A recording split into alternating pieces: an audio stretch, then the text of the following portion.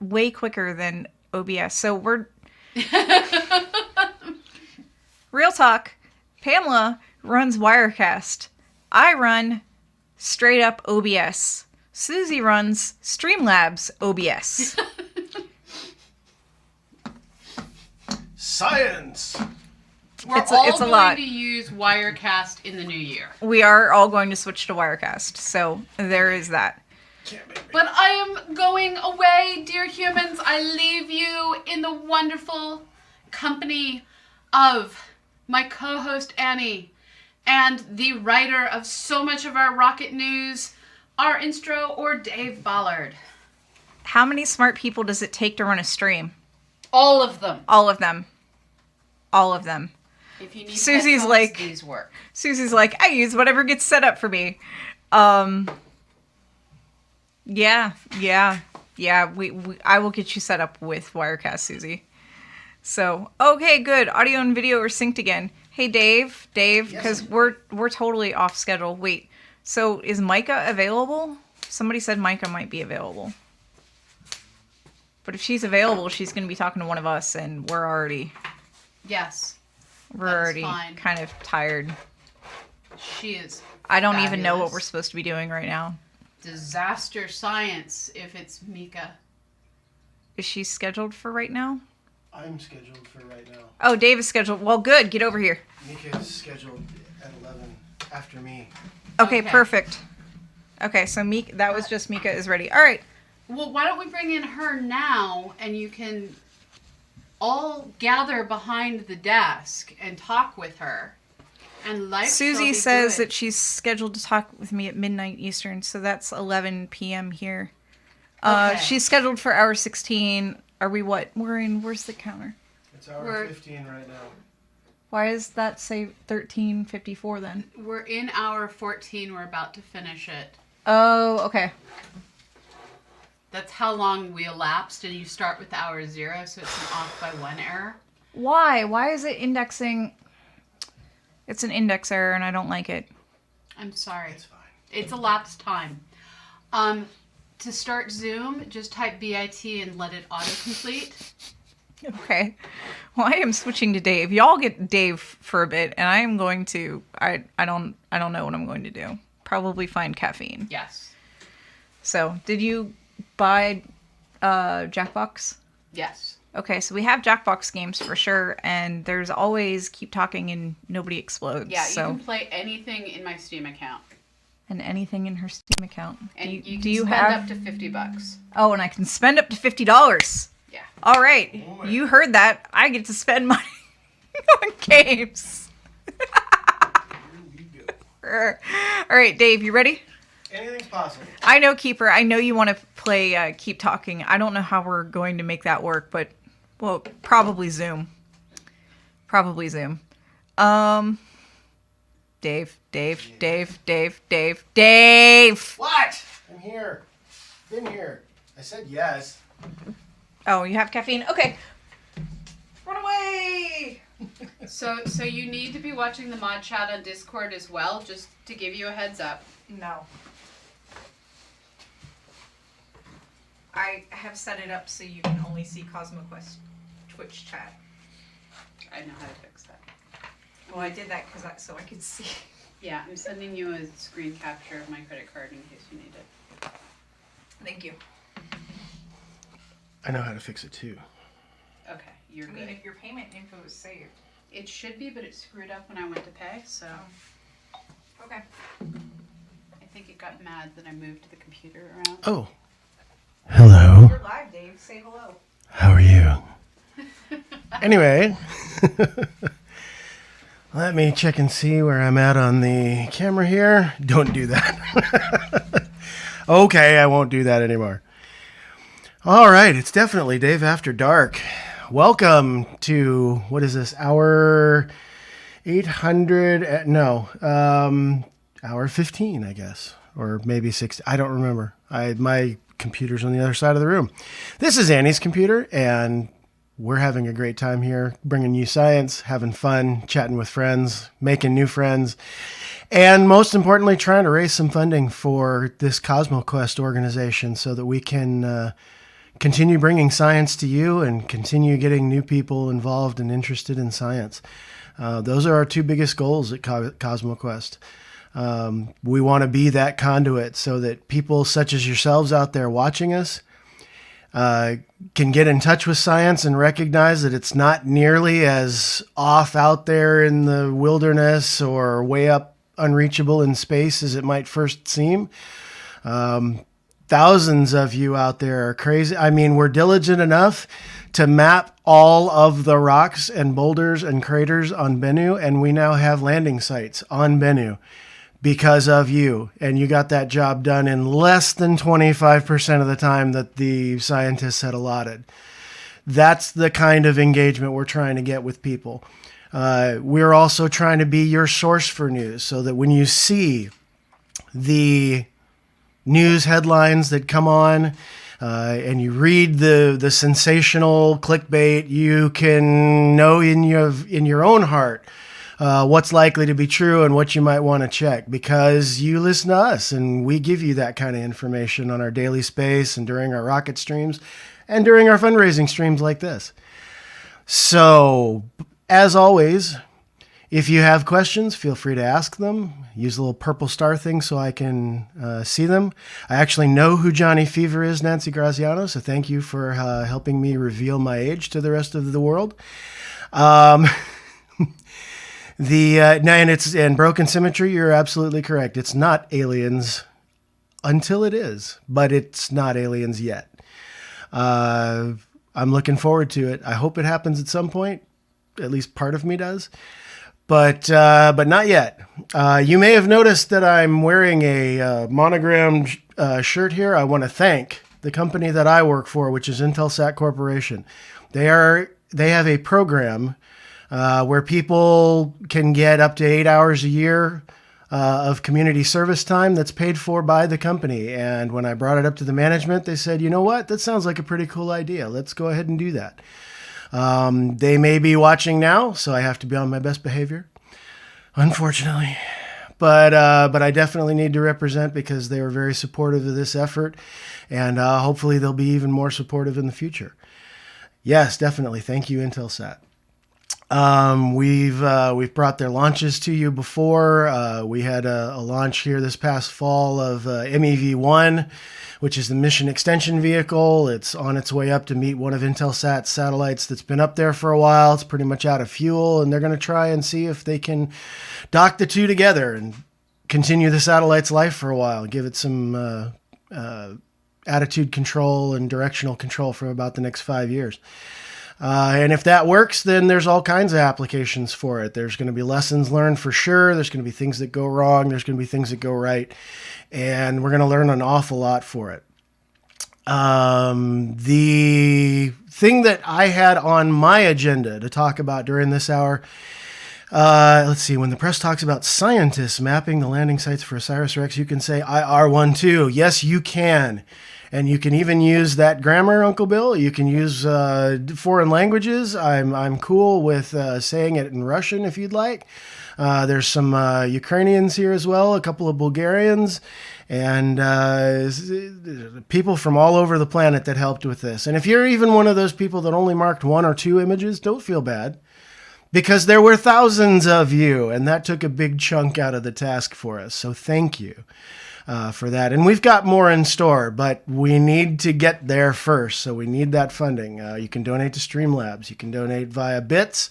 You can donate via Patreon, which I'm sure those are coming up in the chat here shortly. Identity 4, you absolutely did help to do a science. And so did I. And like I say, I'm one of the volunteers here. I'm not being paid by CosmoQuest. I have a day job or a night job, as the case may be. And thank you so much, Keeper of Maps, for the bits. That's awesome. And Veronica Cure says, I found out on Twitter that I helped to mark the sample site. That's excellent. That's going to be really exciting, by the way. Orbital mechanics is already crazy. Now they're going to deliberately crash into a rock and try to not only survive, but take some of the rock with it. That's just crazy. I love it. Oh, you're welcome, Susie. Thank you. So what I had on the agenda for my part of this hour was not crash, kiss. Okay, I'll take that. Was to talk about satellites. We're talking about the basics of satellites. What is satellite communications? How did it come about?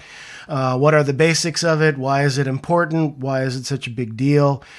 We can move on to SatCom 201. We can talk about how on Earth so many people can use the same satellite. A lot of these modern communications birds are the size of a short school bus. And the older ones, some of them are the size of a full-size school bus or a double-decker bus. But even so, when you're, forgive my American, 22,300 miles up or either 36,000 kilometers for the metric users, that's a pretty small target. So how do all these people use these satellites all at the same time? Thank you for following Sugar Daddy. I appreciate that. Thank you, sir. Assume sir because Sugar Daddy. Anyway, RS Winter 45, thank you for following. So we'll start with satellite communications basics. Many of them have heard about Sputnik, the first satellite to be orbited deliberately around the Earth. Sputnik had a radio beacon in it, but it was not a communications satellite per se. In other words, they didn't send up communications that Sputnik then relayed down to the surface somewhere else. That actually happened a little bit earlier. Project some of you may have heard of known as moon bounce. It's something ham radio operators do even to this day just for fun. And that is you take radio signals, and when the moon's in the right place, you bounce a high-powered radio signal off of it, and somebody in another part of the Earth that normally can't receive you gets the reflected bounce. One of the problems, of course, with using the moon is that the moon is not very reflective. It's a little more reflective than Bennu, but not by much. It's still about the color of a burned charcoal briquette. Glenn X from Oz just tipped $5. Thank you so much. Every little bit of that support helps, folks. Keep it coming. That's awesome. The problem, again, is the lack of reflectivity, and also with the technology at the time. Not only is the moon not a mirror, but we weren't bouncing visible light off of it. We were bouncing radio light off of it. And one of the neat things about different parts of the electromagnetic spectrum is that different photons have different properties at different energies. The lower in the spectrum you go, down into the microwave and radio, the more those photons like to bounce. So even the moon will work, but unfortunately the moon is not smooth. It bounces it all over the place. It's about like looking like pavement or asphalt or macadam, however you want to say that. And so much of that energy gets lost. Even when we try to bounce lasers off of the reflectors that the Apollo astronauts left on the moon, we're still only getting back about 1/1,000,000th of the photons we send up there with the lasers. And that's with coherent light bouncing off of a reflector. So it's really effective in that you don't actually have to have cables strung between you and your distant end. You don't actually have to control the ground between you and your distant end. You don't have to lay undersea cable, for instance. If you're in a combat zone, you don't have to control the territory between yourself and who you're trying to talk to. If you're trying to communicate with someone out on an island, you can do that using satellites. And as a result, when you're talking about trying to get information from someplace to someplace, it's just really convenient to be able to set up an antenna, point it at the sky, and get what you need. As a result, demand is super huge and super high. But first, we've got to figure out how to put something up there. And that's when we start talking about orbital mechanics. How do we put something in orbit and use it as a communication satellite? Well, the first set of satellites were things like Vanguard and Explorer. These had solar panels on them. They had transceivers on them, or transponders as they're often called, that can receive signals and then re-radiate them back to the Earth. The problem, of course, is that these are in fairly low orbits. Now, Vanguard 1's a bit of an exception. That one's several hundred kilometers up. That one's actually pretty close to about 1,000 kilometers up. And so even though it was launched in the late 50s, early 60s, it's still up there and probably will be for quite some time to come. Most of these other satellites from the early space age, they're already long gone. They've all burned up. They were in low Earth orbit. And one of the advantages of low Earth orbit is that you get pretty good coverage of the Earth pretty quickly. And the lag time between you and the people on the ground is pretty small, but you don't get to see very much of the Earth. So you do like they did with Vanguard and raise that orbit a little bit. Now it moves a little slower. It allows you to have equipment that doesn't necessarily move as fast. You can have an antenna that tracks a little more slowly. You don't need as powerful motors or as much power to use. And you can see more of the Earth's surface. So that means more people can use the same satellite. But again, even in middle Earth orbit, which is pretty close to where Vanguard is, it's where the GPS, GLONASS, Galileo satellites, things like that. It's where those navigation satellites mostly operate, is in middle Earth orbit. They go around the Earth every 8 to 12 hours. Problem again is they don't stay up forever, so you need multiple satellites in order to get continuous coverage, which also means you need multiple antennas, so you can track one across the sky and then track the next one as it comes across and then switch back. And every time you switch, it's like flipping a switch. It's like restarting the stream on Twitch.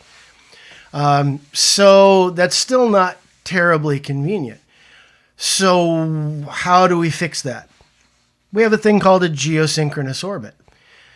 There are, according to orbital mechanics, Johannes Kepler, Isaac Newton, people like that you may have heard of, there are orbits out there where if you can put an object into that orbit, it will, because of the virtue of its altitude alone, doesn't matter what size it is, if you've got it moving at the right speed, at the right altitude, it will match exactly the Earth's rotation underneath it. So what that means is, from the perspective of somebody looking up into the night sky, that satellite is always going to be up a certain amount, over a certain amount. It's always going to be right there. Now, the stars may move behind it, the sun, the clouds, they might all move, but the satellite's always going to be there. There is technically a difference of geosynchronous and geostationary. We won't go into that right now. That's 201 or beyond. But the point is that orbits and orbital speed and velocity compared to the ground, those depend on your altitude only. The higher up you go, the slower your orbit is. And so at a certain point, you reach an altitude where your speed matches the rotation of the Earth. And once you do that, you can effectively see about a third, maybe a little more of the Earth's surface. You'd think it was half on first glance, but the Earth is big and it's curvy. And so that last 5 or 10 degrees is going to be hard to see because of obstructions on the ground and low sight angles and things like that. So really, Arthur C. Clarke figured this out back in the 50s and popularized it. It was an idea before then. But he popularized the idea that with just 3 satellites spread out equidistantly in the over the equator, you could cover the entire Earth's surface and everybody everywhere could talk to everybody everywhere else. Now, he didn't quite figure out the bandwidth problem, but at that time, we're talking about using radio or using telephone to make a voice call, which not a lot of throughput, not a lot of data there. So yeah, for something like that, you absolutely could do it with 3 satellites. But of course, people have realized long since that these phone lines are good for things other than just voice. Let's see. I've got a couple of questions here. Let me go back. Broken Symmetry asks about Starlight Woes, I think it was. It's actually scrolled up here. And now I've lost my chat. I broke it. Can I fix starlight woes? That depends on which specific woes you're trying to fix there, broken symmetry. If you're talking about reflectance, as some of us have pointed out a couple of times, they're mostly reflective when they're very first put in orbit. Then once they start navigating up to their normal altitudes, they're really too dark to see. They're not reflecting enough light back to the surface. The Iridium satellites from the original Iridium constellation, those things used to flare at 6, 7, 8, 9 magnitude. Minus 6, 7, 8, 9 magnitude, outshining Venus in the night sky for brief periods of time. Those things are way brighter. There's going to be a lot more of them, obviously. But the latest announcement I heard was that the very next batch of Starlinks to go up are going to have brightness mitigation measures. So hopefully that will help that as well. Let me see if I can get back to my chat here. I've got one that says, as soon as I can embiggen it, there we go. So what exactly causes them to be a light streak in my astro images? I'm assuming solar panels. Solar panels are some of the most reflective parts of a spacecraft. They're nice and flat. They're made of reflective material. Obviously, they're trying to use the photons that hit them, but they only use a certain range of them, just as your eye only accepts a certain range of photons and process them into information. But the big flat solar panels they're probably the most reflective. After that, it depends on the antennas. One of the reasons the older Iridiums were so reflective is because they had big platinum-coated antennas, which platinum is a really shiny, really smooth metal. And it made for nice reception of signal and things like that. And it also meant that the minute the sun hit it, it focused it and made it super bright. The light streaks that you're going to see even now from geosynchronous satellites that happen to be in sunlight are simply because, as Isaac Arthur likes to say sometimes, there is no such thing as stealth in space. There just isn't. Light is either reflecting off of or being emitted from something. Now, you can take bands of it and mitigate it for particular wavelengths, particular frequencies, or particular frequency bands. But, for instance, one of the big mysteries out there right now, one of the big concerns, I should say right now, is how is the expansion of C-band, which is a particular set of radio frequencies, going to affect our weather satellites, which use frequencies that aren't far off from that, to trying to detect things like temperature in the atmosphere and carbon dioxide content and make forecasts and things like that. I suspect that much of that is overblown, but I also suspect that some of that is very, very real. And so in this case, there have been algorithms to process out streaks, and they've been improving, but they've been there since the 70s. Because geosynchronous satellites have been a thing in astronomical images since the 60s. And so it's not a new thing. There's just going to be more of it. And that's not necessarily great for astronomers. It's not necessarily great for people trying to do deep sky images. But at the same time, we're talking about a constellation that, if used in the way that it's supposedly going to be used, you're talking about taking people who have no access to the rest of the world in terms of information other than word of mouth with the people around them, and allowing them to access the international community and all of its information that's ever been collected and put on the internet. I don't know what the answer to that is, but I kind of lean on the side of maybe we just need to try and mitigate it and then live with it as best we can. But at the same time, that means communicating with people and not just doing stuff all the time, which is, I think, one of the big concerns, is that the company just basically went up and did it and didn't ask anybody. So Julie VP just tipped $100. Thank you so much, Julie. That's a great thing for us. We really appreciate that. All right. Any other questions before we continue on? I'll give people a minute. Once again, just to station identify, we are CosmoQuest. We're here to bring you science and to bring citizen science to the scientific community. There's all kinds of data out there. You may have seen it on sites like universe.org or Zooniverse, excuse me. Where you can take images of wildlife and categorize them. Is there a cheetah in this image? Is there an owl in this image? Is there anything in this image? Is this a variable star? Is this a planet? Is this a light curve that matches this or that phenomenon? These are things that we're trying to get out to you guys so that you guys can realize, guys and gals and gender of choice, can figure out what's for you, what are you interested in, and realize that it's not just something pie in the sky that you're going to either have to spend hundreds of thousands of dollars and decades of your life trying to get that PhD to access. There's a place for people who do that, and those people are amazing. Dr. Pamela is one. And the tasks and the leaps that people like that can make are outstanding. But there's places for people like us that can simply take a cursor, look at an image, and say, that's a boulder, that's a rock, that's a rock, that's a rock, that's a boulder, that's a crater.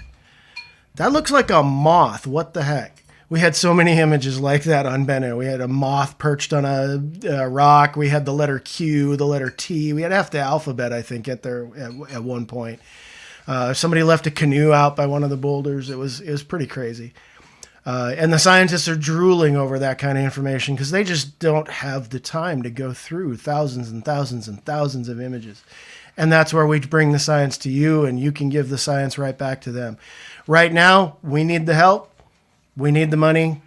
That's why we're here. We're bringing you the science, but we need to get that money from you. And I hate to have to ask you for it, but there it is. F. Bennu, saith CosmoQuest. Yes, we're so over Bennu.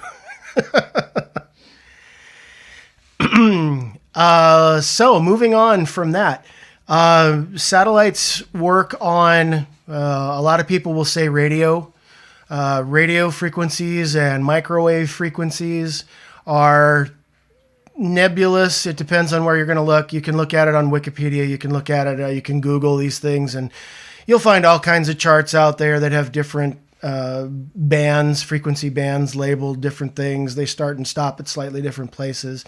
The point is, radio is the low end, microwave is next, infrared is next, then you have the visible light bands, then you have ultraviolet, X-rays, and then gamma rays at the top. Anything that you divide that up into after that is for convenience or for particular commercial purposes. Hello, Eddie. Eddie is one of Dr. Pamela's floofs. We love Eddie. Bits feed wiggle butts. So if you hear somebody say something like KU band or KA band or X band or C,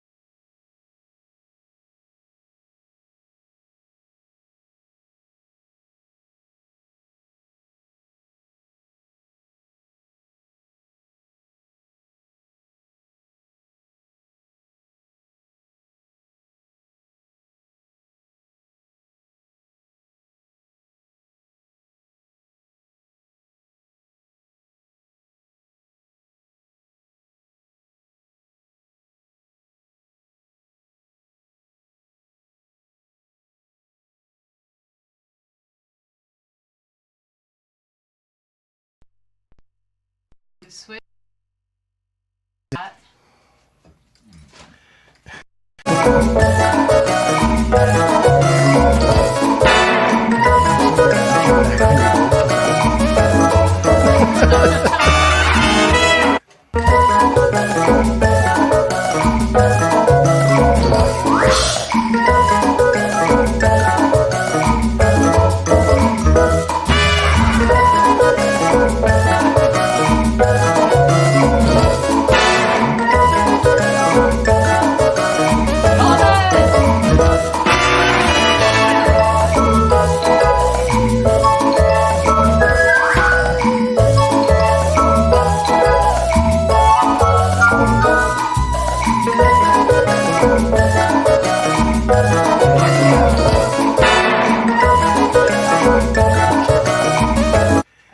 talk to people while I get the picture back. I will now talk to people while we get the picture back.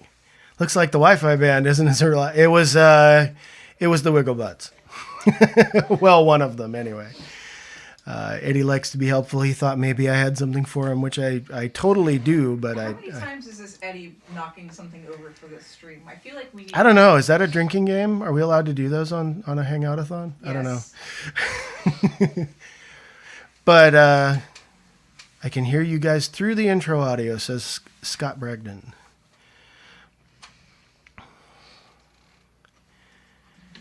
Yes, Nancy. There. Satellites have a long history with space exploration and discovery. Here's an article I wrote a few years ago. Links may be broken, but story remains valid. Absolutely. All right, I see video. I think we have audio. Congratulations, that hard-to-read blue on a blue background. It's Rux. Hey, Rux, all right. It's Rux. Welcome. All right, so moving on then. The next thing we got to figure out is how we're going to get signals up to a satellite and bring it down. Like we said, the moon bounce was just reflective. We sent bazillions of watts of power at the moon, and some of it came back, and really big antennas were able to receive it. We still have to worry about getting a really small signal back from space, because 36,000 kilometers Audio is and video are out of sync again. not easy. It's a long way away yet. So we still work better with bigger antennas. We work better with bigger transmitters, more powerful amplifiers, and this kind of thing. But at the end of the day, it's about receiving a signal and then transmitting that signal back to the Earth. So the way that is usually done is via something that is euphemistically referred to as a bent pipe. If you can imagine the voice transmission systems on old World War II vessels that you see in the movies, where somebody opens a can on a pipe and talks into it and somebody's listening at the other end. That's kind of what these satellites are doing, is they get the signal on one side, they amplify it, and they send it back out the other side, back down to Earth. There's a spider on the screen, apparently. It's fixed. It's fixed now. The That's that was not mine. I hope no one has the arachnophobias. It was a very pretty spider. It was not that big. That's Dr. Pamela's fault with her zoom lens. Yes. When the computer yells at you, switch what's plugged in. Okay. Why is there a sync problem with Wirecast? It's not with Wirecast, it's with my computer, because there's so much plugged into it. What can we unplug? Because otherwise we have to start and stop the stream over and over and over and over and over. Do we have the third camera unplugged? No, but we will in a moment. 1, 2. Where is the third one? Tangled There web it is. weave. Yep, absolutely broken symmetry. Okay. So there are a couple of different ways that you can use to transmit information over a distance. Can I interrupt first? Yes, you can. I'm a horrible person who should already be in bed. Can I have until 7 a.m.? Yeah. Okay. I don't see why not. Thank you. Okay. That was Hagrid's spider. I lost my phone. Hagrid's spider is very pretty. Anyway, also terrifying. The one of the ways that you can do this, you can imagine two people sitting at a dinner table in a crowded restaurant. One of the ways that you can make sure that the person on the other side understands you is by yelling at them, high power, and just overwhelm everything else. We already talked about that a little bit. But then that sort of annoys everybody else in the restaurant. So what's another way to do it? Another way to do it is to give everybody a time in which to talk. So for the next 30 seconds, this table gets to talk to each other. And we actually this isn't as far-fetched as it sounds. When we're having a conversation, usually one person talks, the other listens, and then the other person talks, and the first person listens. Time division multiple access is what that's called, TDMA. And it basically allows people to get the information out that they want to get out while still receiving, and doing so at a set of frequencies that don't interfere with each other, because there's only one person talking at a time.